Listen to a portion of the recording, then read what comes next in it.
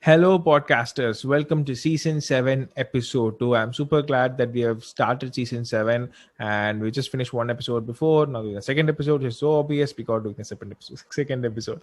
So, in today's episode, we have with us Zack, aka the podcast man, and we are going to talk about his journey in the field of podcasting, the do's and don'ts of the podcast editing. We may go into a little bit of technicalities. So, whatever I'm talking, which you haven't heard before, I'll definitely add it in the description, like, what's the meaning of that, so you won't get, swayed away because of it.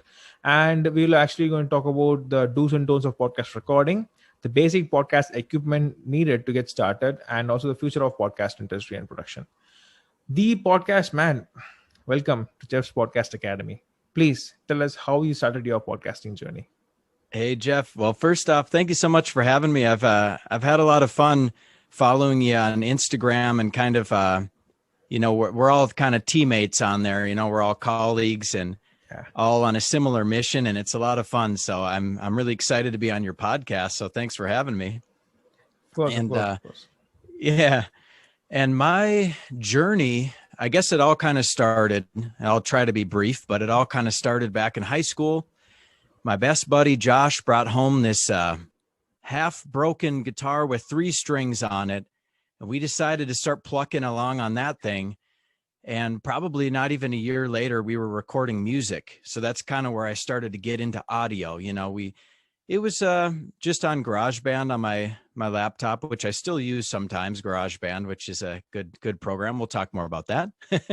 But yeah, it was kind of how it got started then. Just dabbling in audio. And I'd say it was really, really in college where my audio editing skills were sharpened quite a lot when my task was to edit the political spots of the local politicians. And I had to edit them down to 5 minutes, and man, could they talk? And I had to edit out, inappropriate things that they may say, whatever. I had to make sure it sounded good. It was appropriate for the radio.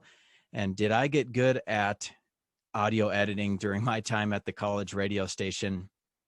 And then from there, I just basically, when I got back from being in the Peace Corps in Peru, I needed jobs. And I said, what am I going to do? I'm a musician. So I was playing gigs, and I started, and I had kind of heard about podcasting before, of course. It's been around since, I don't know, I can't remember, early 2000s, but really nobody knew about it then. But so there was this thing, some people were looking for podcast editors, and I said, hey, I can edit audio, and don't know exactly what a podcast is to me. This was 7 years ago, and I said, but let's give it a shot. And my longest running client to this day, Taylor of Boss Girl Creative Podcast, she's on episode 317 or something. So I've been doing it for a little while. And then the pandemic struck. When was it? I guess started going strong last year. And like we were kind of chatting about before, Jeff, it's like, obviously we wish this would have never happened, but if we have to grab a positive note out of it, it has kind of brought us together, and it's brought us together on like a global scale, virtually, I guess you could say. And podcasting, it's only going up, up, up. So again, wish this I'm not going to say any other words because I don't want you to have to mark it explicit this episode, but this dang pandemic, wish it would have never happened. But if there's a silver lining, more people are podcasting and more people are listening to podcasts. So now, yeah, that brings us up to present day, just editing podcasts, launching podcasts for people, helping them with the show notes, transcription, all that good stuff. That's kind of my podcast journey in a nutshell. Hopefully it wasn't too big of a nutshell, my friend. Wow, it was perfect, actually. It was perfect. So, it's interesting when you said that, when you said the dang and all the stuff, so that, I don't have to put it as explicit content. So I'm just curious, so what you're saying is that if we swear in the particular podcast, is it like mandatory that we should put it as explicit, or it's like not mandatory, we just upload it and no issues should be arising? Because there are some episodes, like I think it was way before, where the guest was really excited and I didn't want to stop them, so it just happened on the way. I didn't actually mention it as explicit. Is it like mandatory, or just for the upcoming podcasters? I'm just curious. Well, I like what you said right there. The guest got excited and I didn't want to stop them. And that's really awesome as a host, because a lot of hosts, they think they have to stick so strictly to the script or the questions. But if a guest gets on a roll and if it's good, let them go. If they get on a roll and it's not good, just edit it out after. Right. Yeah.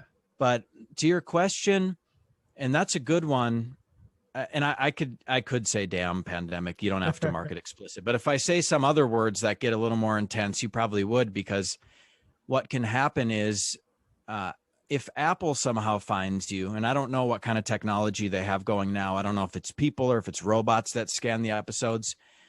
They could just take your podcast down. Like, I've heard of it happening, not super common, but your podcast could just, whoop, they'll just take it down without even warning you. But I think more common is if somebody complains about a podcast being explicit. And I don't think it's too common, but you do have to be careful, especially if it starts to get into like quote unquote inappropriate types of conversations. But I haven't heard of it too much, but because I have, my clients are all entrepreneurs, and I would be, and yours sounds like you too, like we would be super fired if our client's podcast just disappeared out of nowhere because they didn't mark the episode as explicit. So I like to be on the safe side. Yeah. Cool. So does this also include like sex podcast? Like, if it's kind of relating to topics, not like sex stories, but, topics relating to sex and, how do we go to sex and something like that? Is it also be banned as explicit? That's a good question.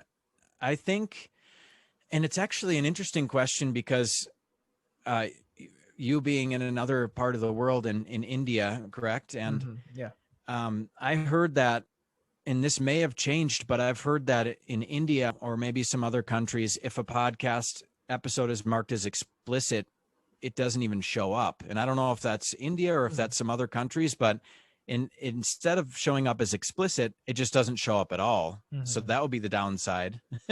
Yeah. But yeah, that's a good question, because you can have sexual education without it being inappropriate, but maybe some would consider it inappropriate. I think most of those times I do see the episodes marked as explicit just to be on the safe side, unless it's like a psychologist talking. So that's a tough one, man. That's a tough one. Again, I'd say maybe on the safe side, but if it's educational, I think it would be fine as long as it's not like, getting into stories and stuff like you talk about 14 shades of podcast gray. Something like that.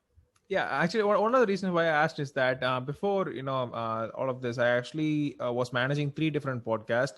But later on, due to time constraint, I just had to drop the others, just start with this one, what I have, Jeff's Podcast Academy. And one of them was actually something related to sex. So I first named it as Sex and Everything Else. Then I later had it as Let's Sexplore It. So mainly what I wanted to explore that in it, one is like how to be good at sex. That's one part, and the next part is mainly about there are a lot of people who are into sexual abuse and who are even rape victims. I had them on the show, and they talked about how they were actually without consent, what happened, and how they overcome it. So yeah, a lot of good things was also there. I mentioned it as explicit, that content. I mean, like it did well in the Apple Podcast, but yeah, I think on the safer side, like you mentioned, is better, because when it comes to that particular topic, we don't know what people will talk. But yeah, I think that would be a better option. Like you said, explicit would be a better option. Yeah, cool. Yeah, and in that case, I think I don't know, when you said you mentioned it as explicit, did you mean that you even gave like a little disclaimer at the beginning, like you said it too, or you just marked it? Yeah, so that I'm actually hosting a platform called Hubhopper. So in that platform, actually, you can actually mark it as an explicit content or just normal content. So yeah, it's just an option. So the mostly whenever it goes to Apple or anywhere, it just puts it explicit itself. So yeah, it was useful. Yeah. Because in those cases, sometimes people, you could even say at the beginning, like some people may be sensitive to this because it talks about this, and because maybe some people who have also experienced something similar, maybe they want to listen because they can feel like related, they can relate to it, or maybe they don't want to because they don't want to bring up like those types of memories. But I think that's really important stuff to talk about, because those types of voices need to be out in the world too. So that's good. Are those still live? I might have to check those out. It is live actually right now. But I haven't recorded an episode for quite long because I actually had a co-host. She's in US, so I actually had her to record all of that, so she can also promote her content. I just did the editing, but later on, too much Mhm. time constraint happened with my college. I just finished my MBA. I just got into the work. So yeah, too much time Oh, constraint. So yeah, that's one of the reasons why I kind of want to stick on to something that I can control right now, rather yeah. than I just have to, be accountable for someone else's content. So yeah, that's how it's moving. I'll send you the link. Just have a look, if you want a couple of episodes maybe. But trust me, it will not be professional at all, because sometimes I wouldn't have even time to record an intro, so I just posted it right away. I did Yeah. something. Sometimes it did well, but later on it just stopped. So yeah, I think. Yeah, Great. no worries. Sometimes people don't even do intros anymore. Yeah. They just get right into the interview. Yeah. That's true. Interesting. So, Mhm. just want to talk on a couple of things regarding the podcast editing, which we going to discuss in upcoming talks. So, the first thing is, do you think we actually need the Adobe Audition for editing? Because I know a lot of people will say that Audacity is required, because I've seen a lot of podcast managers just use Audacity. But recently, Audacity released that they will be collecting data as well. Because of that, a lot of people said that, what can happen when Audacity is collecting the data and user data and all of that. I mean, like, we are literally using Zoom, and Zoom had a lot of major issues like leading to data leaks. Even our mobile phones is that. I don't know why people concern over it. But one of my questions is, so the question what I'm trying to ask is that, is Audacity is enough for anyone? I'm saying even podcast managers, or do you need to go over Audition and all of that stuff?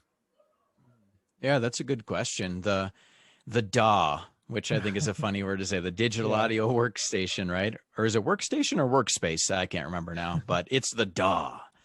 And and that's interesting because I saw that about privacy, excuse me, privacy issues and them collecting data and stuff like that. But then I also saw that they kind of debunked that, and it was kind of poorly written in their uh, kind of not contract, but agreement of service and whatnot. So I don't think that's a big thing to worry about unless they're lying to us somehow. But what I saw from the other professionals in the industry is that we don't have to worry about it too much. But I can't be 100% certain because I don't want to tell you that. And then they go and they have all your information and they're using it. But that's what I've found. And aside from that, as far as just the functionality of it, I'd say, yeah, Audacity is great. Just to, get started with GarageBand if you're on a Mac, Mm. I'd suggest, especially for recording. If you are going to get into editing, I probably would upgrade just Mm. because it's going to save you time in the long run.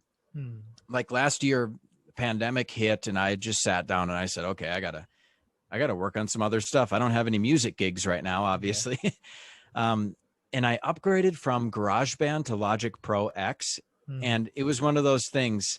And as an entrepreneur, you know this too, Jeff. It's like I did not know what I did not know. Like, holy Hannah, man, that Logic Pro X has so many features that save me Yeah. time.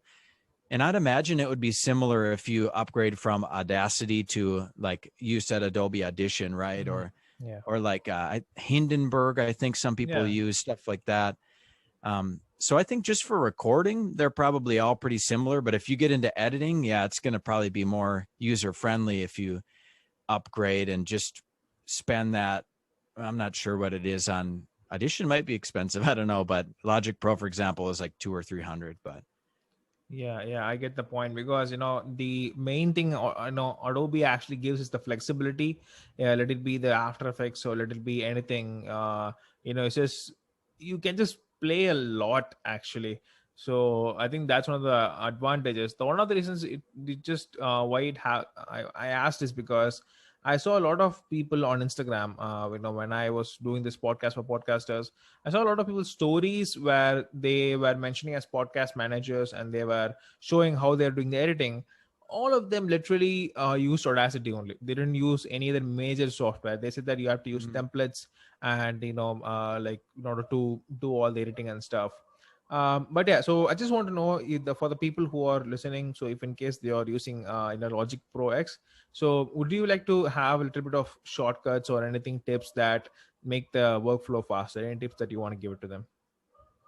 Yeah. Logic Pro X. That's the one that I use 99% of the time. And there's a really cool feature in there. And of course, now that we're talking about it, I can't remember exactly what it's called, but you'll find it if you look. It has the word time in the feature. And basically what it does is, and this is another tip, like set up your mouse and your keyboard to have all of your hotkeys. So you're just flying along when you're editing. Like my mouse does 90% of the work, just different buttons on it. And I'm sure you're probably similar too. And so this time one, it basically speeds it up, and you choose what percentage you want it to speed it up. So I don't go too much faster. I maybe set it to 30 or 40%, because if you speed it up too much, then you start to kind of lose sense of how much space there is between words. But really what this does is it's going to save you probably 5 or 10 minutes, maybe more on each episode that you're editing. But that adds up, especially if you're editing multiple episodes a day. Another one that was a huge difference when I upgraded to Logic Pro X was the crossfade. And that's like, fading two different audio recordings together. You know about that. And man, is that nice. And I've found, especially if people are recording and there's a bad internet connection, and you've probably heard this where it's like one word. Yeah. And then I crossfade them together and it just sounds like one word. It's just magic. And those are a couple things that I found really nice in Logic Pro X that I didn't even know really existed until I upgraded. Otherwise, it's just really organized. Hotkeys are nice, and that's as far as tips. If you're recording, you can clap or leave space so you can visually see where you need to do the edits after, unless you're listening back to the whole thing like I do. Because that's my job, but not everybody does that for their podcast episodes. We try to understand. Yeah. And just curious, so why do you actually kind of reduce the space between those two words? Because for a guy like me, if you see that, it's like you wouldn't even have a little bit of space here, because I talk fast, sometimes really fast, and we don't even need that. But sometimes people take a pause a lot of time, even though they have really great subject knowledge. It takes a little bit of time for them to process it. So do you think we need, I mean, like, I think it depends on the hostess expectations, or what exactly is the contribute, I mean, like, the feature, the factor which determines, like, do we need to reduce the spaces? Because a lot of people spend a lot of time removing ums and us. I don't know why they do that, to be honest. But I mean, like, any contributing factor, like, why people need to do that? Well, that's just an amazing question, Jeff. And I completely agree with you. Most of the time, I just leave it as is if it's natural, because pauses, that's part of conversation.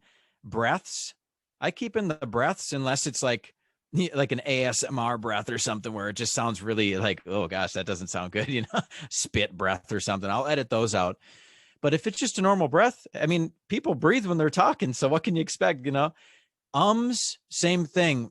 I take out a good amount of ums, but I'll leave some of them in just because that's a natural part of speech as well. Of course, that depends. Some guests or hosts have a lot more ums than others. And if you're listening to this as a podcast host or guest, I'd say kind of go easy on yourself, because that's just part of how we talk, right? And everybody, they've done studies, people hate the sound of their own voice just because it sounds different when they listen back than the way it sounds in their own head. And then if you're an editor, I would say just keep it natural, and do know, like you say, Jeff, that different clients are going to have different expectations.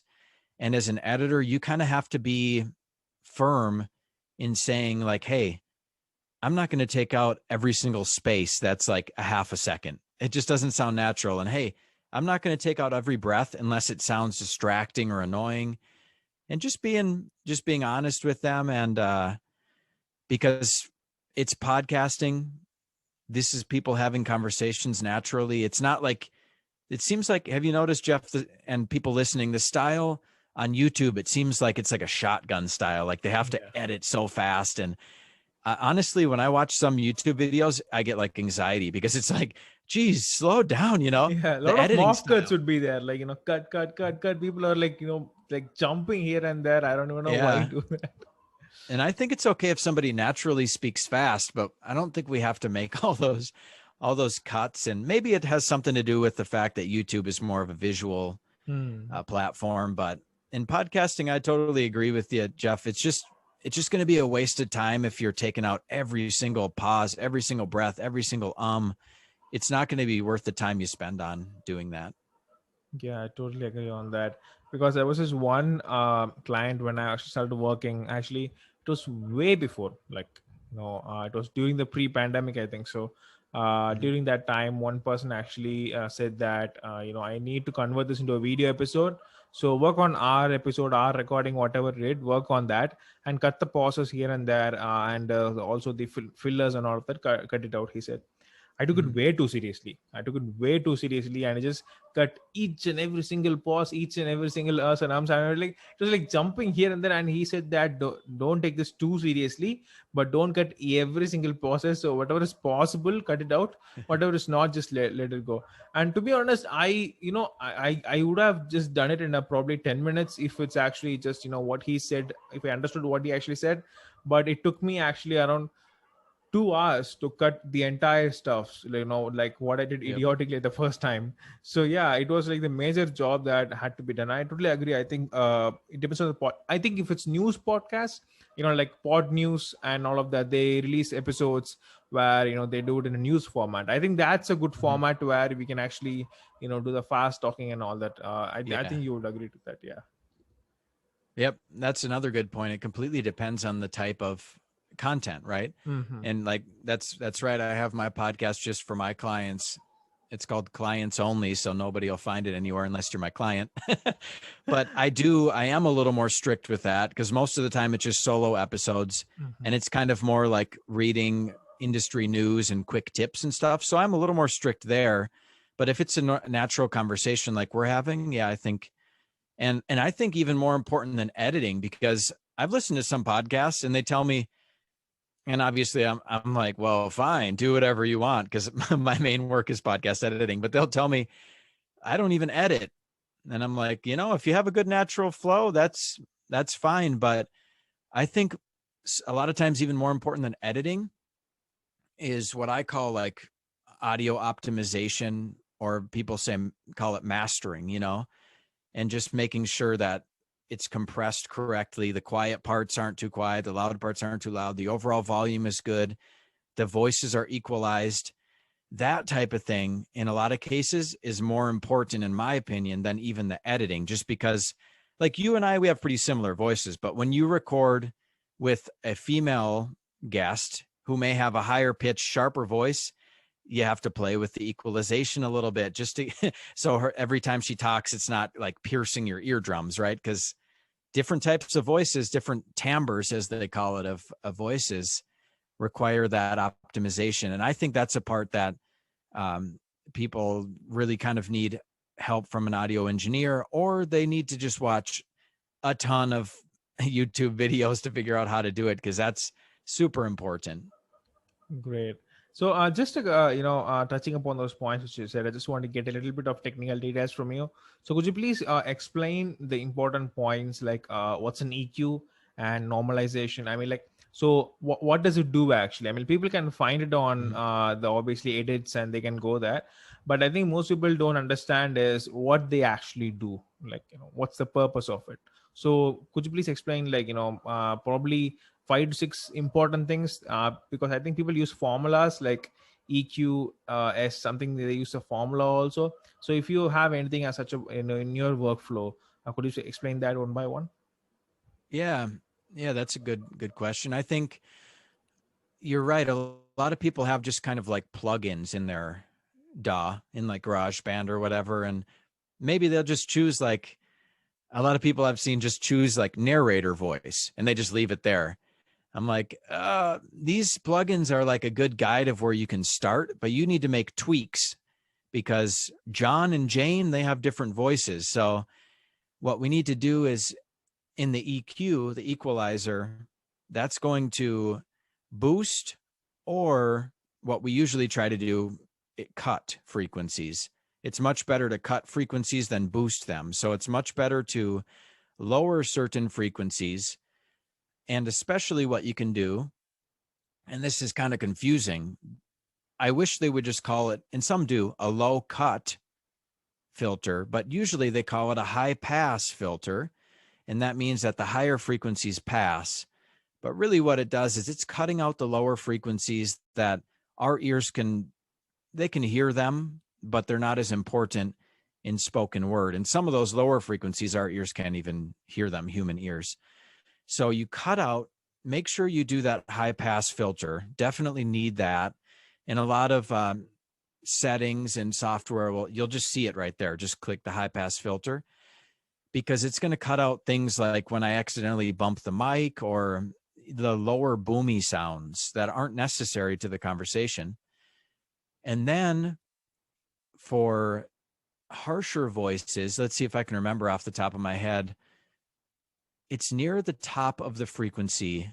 And if you go into your equalizer in your DAW, you'll see what I'm talking about in your recording and editing software. I think it's around 3,000, but I may be wrong without having it open. But if you can kind of cut right there, that's going to cut the harsher sounds of people's voices. And then you'll kind of cut the higher frequencies if it's somebody's voice. Like for a guy's voice, I actually have a lot of S in my voice. And I don't really necessarily like it, but that's just the way my voice sounds. So when I edit my own voice, I need to cut out some of the S. And you can also use a tool called the De-Esser, which I think is a funny name. It's like, what do we call this? Okay, let's just call it a De-Esser. But the thing is, you can kind of fiddle with these and play with them. But really the best tool you have is your ears and practice. So you can explore, watch videos and learn about them, but I can't promise you, and this is not me just trying to sell myself or Jeff trying to sell himself. This is just honestly, this stuff takes time to get good at, like anything. But yeah, those are kind of some of the tips. And if a guy, if a gentleman is recording, or even a female is recording too close to the mic, and I say a guy and a gal, male and female generally, because there are guys with higher voices and there are females with lower voices. So I'm just kind of generalizing, but maybe it would be better for me to say if a person with a lower voice is too close to the mic, then you may have to cut some of those lower frequencies so it's not too bassy. So that's kind of like quick and dirty equalization 101. And then from there, it's really important. And I'll give you a secret tip. It's not really too secret because you can just find it if you look online too. But and I have to look real quick on my computer to see what it's. Yes, the Aphonic. What's that? Yeah, sure. Yeah, thank you. The Aphonic Leveler, AUPHONIC Leveler. A lot of people use that guy, and make sure the settings are correct. It's actually nice because there's one in there called podcasts, and this just makes sure that the overall loudness of the episode is correct. In the podcast industry, it's -1.5. They call it the LUFS, LUFS. It stands for like loudness level or something along those lines. But that just ensures, and you're going to want to run your audio through there to ensure that when somebody's listening to your podcast, if they go from like your podcast to the radio, what happens if your levels were way too low overall in your podcast, and then they turn on the radio and it blasts their eardrums? They are not going to be happy with you. So you got to make sure to run it through some type of leveling. I know there was one before also called the Levelator or something like that, but these are good. These are good software to help just kind of level things out. And any of these automated softwares that you use, just make sure that they're not over processing things too. So just use your ear when you use them and double check everything to make sure that the levels are correct and that the sound is good. That's That's that's a lot.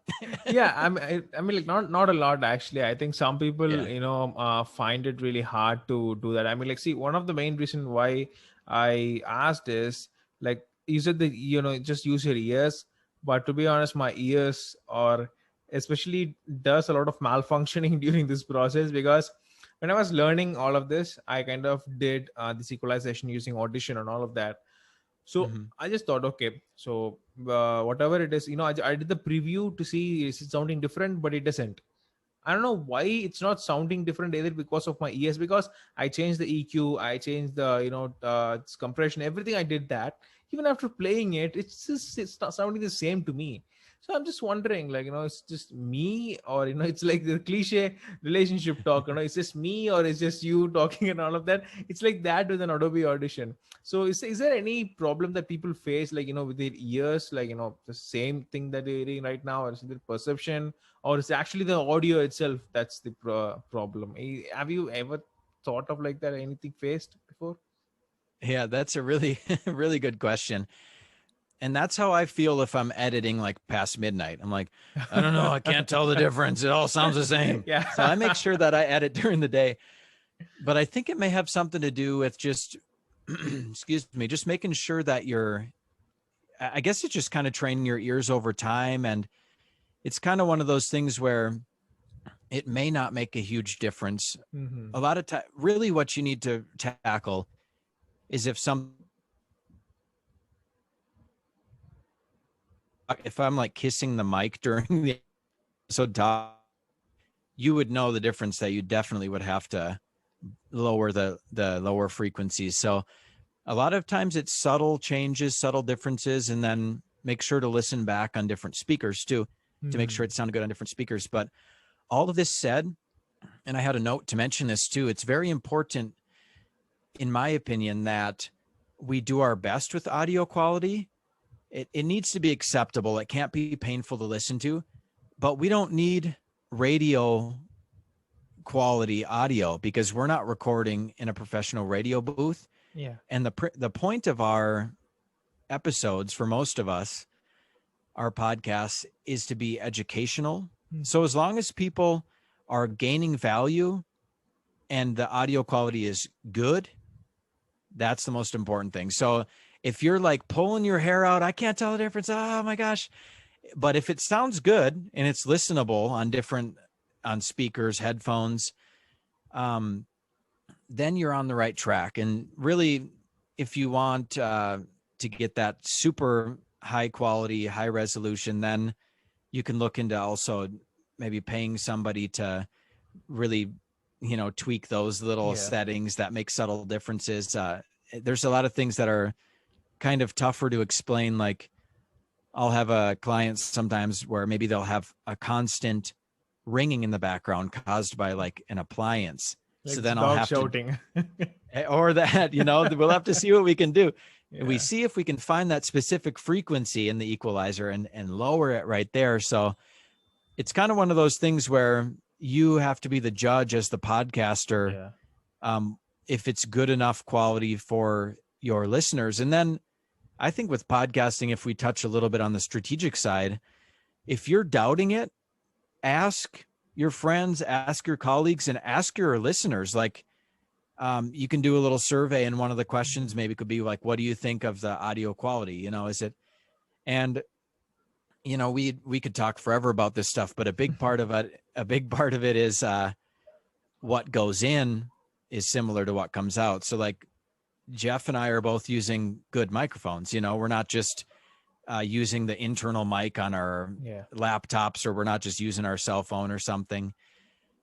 So has a big part of it too. Like I have clients who send me, so they're like, I forgot to plug my mic in. Can you make it sound beautiful? Like, I'll make it sound as good as possible. And that's all you can do. Yeah, it's like asking the lion to sound like a cat, or asking the cat to sound like a lion, possibly. Yeah, that's how it looks. Yep, exactly. That's a Great. great metaphor. Well, just a couple of things before wrapping it up is so this is Mhm. something that a lot of people actually have the problem, and I think we just touched it upon a little bit before, is that people have a lot of hand emotions during the recording. So sometimes even I kind of get do this and do that. Sometimes I do you think it's good because so I do this a lot of times. I to edit it also is a lot of great work. So I sometimes I talk like this, which is like creating great audio. Sometimes I go behind and I talk this. So do you think there's a particular position where we should sit and talk, because you are like you're stable, man. I am really jealous of you right now because you're like just like this calm and composed. You're just talking, you don't have any problems doing that. So editing your audio, I won't be having any issue before, because in editing my audio I'll be like, why can't just Jeffrey just sit and talk properly? So it will be like that. So any tips on those for those just over enthusiastic as me, as such?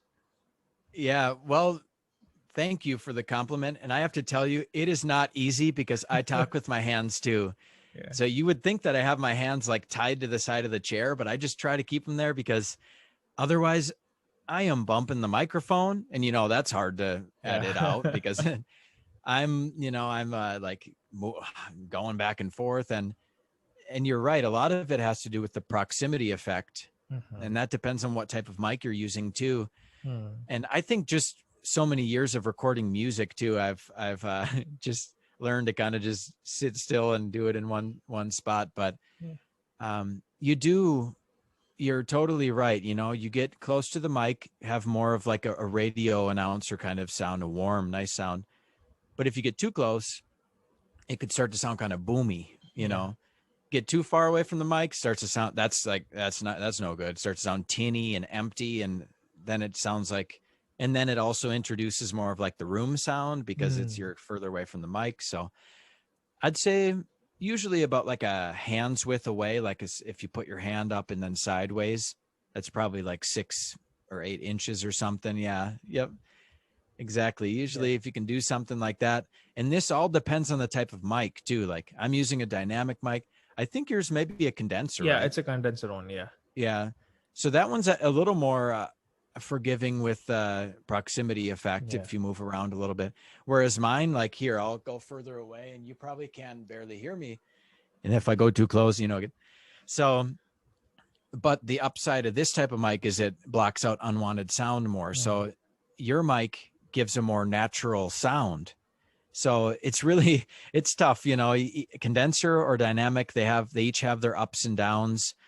But I would say, uh, you know, another big thing is I used to use the scissor arm like you have, which is Hmm. really the most convenient thing you can do. But then I was bumping my desk. So, and it vibrates up through the scissor arm if it's connected there. So now I have a standalone, like almost like a Oh. musician style Yeah. stand that I'm using. And so that way the only thing that's going to vibrate up through that is if I actually hit the stand or if I stomp on the ground or something, which I generally don't do. And I don't foresee you upsetting me, so I stomp on the ground, Jeff. I just don't think that's going to happen. Yeah, and interestingly, like I'm actually thinking of buying this separate stand one because it's actually really hard to set up. That's number one. And another thing is that I'm actually holding my leg below the table, like trying to make sure that it's not actually like jumping here and there. So a lot of process is going under, something can't Yes. people see. But yeah, I guess it has its perks as well. So yeah, that's a really great tip that you mentioned. So this exact 8 inches or something, that distance. So I think people would be easy for them to. So I think, but some people they talk really low, so they can just go a little bit further. And I think when they Yep. can hear themselves, it would be actually great. So they can test it out on how it actually goes as well. Great. That's Mhm. really one of the great steps. So just one question that is totally out of the box. I always ask. Mhm. So that's you were having the 10 15. Okay. So who was actually the last person that you made smile yesterday? Oh man, I'm glad. I thought this was going to be like a history question. I started to sweat. I was like, oh Trust no, me, I'm not a history don't do person. that. Oh, this may be kind of the cliche answer, but it was definitely my wife. She's the Mhm. one who I spend. especially now in the pandemic, 95% of my time with. And it's really a test of love during the pandemic, because people I think they either grow further in love or they separate during times like this, because it's big changes. And yeah, I really love that question, actually, Jeff, because laughter and smiling, it's medicine. And I think it's what we need now more than ever to get through these tough times. So I think I said some corny joke or something and made her laugh. So yeah, that's a cool question. You asked that to everybody? Yeah, actually, so this actually was asked by to me, actually, during my, I think it was during the third season, fourth episodes. Yeah, it was this guy named Joe Pardo. I think you must have heard of him. It will be Super Joe Pardo. He's the admin of the Independent Podcasters Conference. So he has his Facebook page as well. So I just had him, and we had like 1.5 hours talk. And in that, during the time, he mentioned that one of the other persons actually asked him, who was the last person. Actually, the question was, who was the last person that made him smile? But I just changed it a little bit, who that you are making smile. So I just changed it a little bit. I don't want to copy the entire thing. Just a little bit of innovation of mine. So yeah, that's how it was. So yeah, that's how the origin of the question actually happened.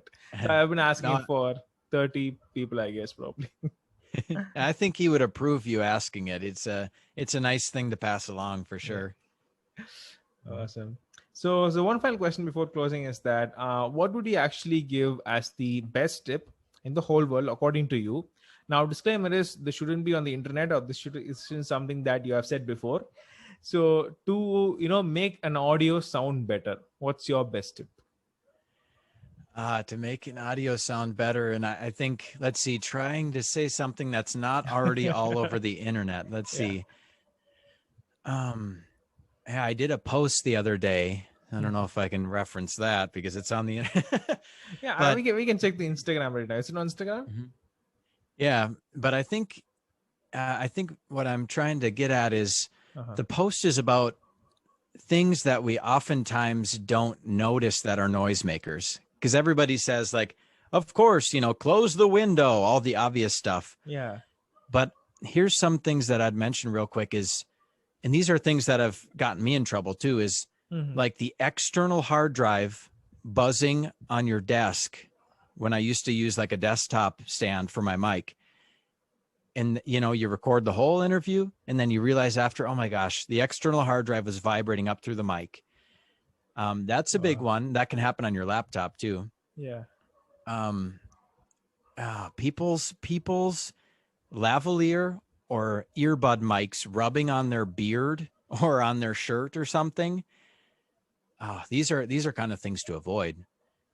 And then a couple things that I think I haven't seen too much around the internet as far as things to do would be try to record your interviews when you have the best spiritual, physical, mental energy and time. Because I see a lot of people who they're just so rushed on everything or they're stressed. And you can tell during an interview if a lot of times if somebody's stressed or there's, okay, next question. Oh my gosh, and it just kind of like, it could stress out the listener. Yeah. So really be mindful of like, okay, if you're going to open up your scheduler for people to be on your podcast to interview them, or if you're going to record solo episodes, whatever it may be, just keep that in mind, and that goes for like just being in interviews in general with people. And unfortunately, I was just thinking about this. For me, my best energy time is like right when I wake up, before I even eat breakfast, anything. And I know this actually goes against a lot of rules because people say you need your morning routine. And I totally agree with that for most people. Yeah. But for me, for some reason, I can roll out of bed and I can work for an hour and it's like the most productive hour of the day. So don't do that if it doesn't work for you. But what I'm getting at is I wish I could record during that time because my energy is so good, but my voice still sounds like this because I just woke up. So also pay attention to the way your voice sounds. And, Jeff, it's like 10:30 at night, 11 at night there, and your voice sounds great. So for me at 11 at night. I was actually doubting, is he saying me right now? Is I'm the guy who's in the guilty place right now? But yeah, I'm saved. No, you're like right there. You're present in the interview. And that's another thing. Just be present, be there. Like I haven't seen you like fiddling with anything else or looking at your screen or anything. Like we've been having a good conversation, you and I, Jeff. And I think those are really important tips. How can you be present and, mentally, physically, spiritually, and figure that out? And that's when you should record your podcast episodes and I really like that you record the intro right inside of the episode, because a lot of people, they'll record it afterwards and their voice and their energy is totally different. Yeah. So that's why it's good if you can record it right there too. So now I'm getting excited. Okay, I think that's enough tips, because otherwise this episode's going to get too long. I don't want to scare people away. I think people have, if they have sticked long enough, I think they would be interested in hitting a couple of more minutes. But yeah, but thanks so much for the tips. That really meant a lot of deal. So there's one final question now. Actually, tables turned. So is there anything else you want to ask me? You're the host right now. Ask you. Yeah. What is your favorite like podcast related work that you do, either alone or with your clients? Okay. So another interesting part is the video editing of the podcast. So, I actually do the, people who are doing video podcast, I edit them for the clients I do. So it's really interesting because like we have to create the layout, like, how the top banner would be there, the below subtitles, the progress bar, the lower thirds, the animation. The structure is something that's really, really good, because I have a team who can work on creating them. But like preparing the structure and working on it, it's like gives you a superior power. Like, I just put the plan, just let somebody work. It's like that. But yeah, sometimes I do help them with a little bit of nuances of the editing here and there, because I have flexible tools to work on. So yeah, that's something that's really exciting when it comes to client perspective. But when it comes to my own perspective, it's like, today is actually has been a really hectic day, to be honest. Like, it's like from the start, it's been really hectic with the work, because I actually started this journey of editing and all of that stuff probably 2 years so far. In the past 6 months I have streamlined it correctly, but yeah, it's been almost 2 years, and just now I started the work, and the work is, I think it's been 2 weeks I was doing this stuff relating to work. And it's not easy, to be honest. Like, when you enter into a job all of a sudden, to just see how it goes, it's not easy to get the mindset. So but yeah, that's why I kind of schedule the late always the podcast, because it just gives him peaceful mind to sleep. So that's go and sleep. The last thing I do the podcast, and okay, day done well, thank God. That's all. That's my exciting thing. So yeah, I think that would be that.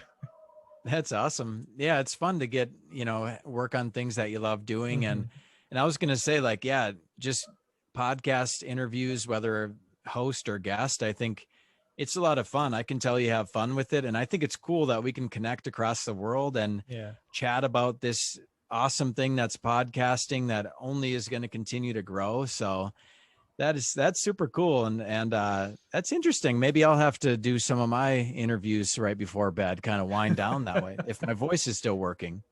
Wow. I'll definitely listen to it and put a feedback on it straight away. Trust me. Awesome. So, Zack, thanks again for coming onto the show. It really means a lot. We have shared really great, insightful tips. So, if in case people want to find you, your pages and your services, if you guys just, say them out, it would be great. Yeah. Thank you, Jeff. I appreciate the opportunity and had a lot of fun chatting with you. I think the best way to find me is on Instagram. It's Thepodcastman with little underscores in between each word. But I think if you just type that in, you'll find me. Or thepodcastman.com. Feel free to shoot me an email. hello@thepodcastman.com. You can... if you have any questions about the nerdy production stuff, I do like the strategic stuff too, but I'm more on the nerdy production side of things. And I think Jeff is a little more on the nerdy strategic side of things too, but both sides. Yeah. But those are the best places. And I would love to hear from any of you. And again, Thank you so much, Jeff. We could just keep going. I had too much fun talking about this stuff, I think. Yeah, I really wish. I mean, like if it wasn't 11:30, I would be going because I'm just afraid that if I doze off in the middle, which one of my guests did while talking, I don't want to do that. So yeah, I don't want to be on that side. But yeah, thanks again, Zach, for hopping onto the show to talking about the insights on the podcast. So podcasters, that's it. We are wrapping up the show, and I have given every link in the description which he mentioned, so you can go and check out the content relating to him.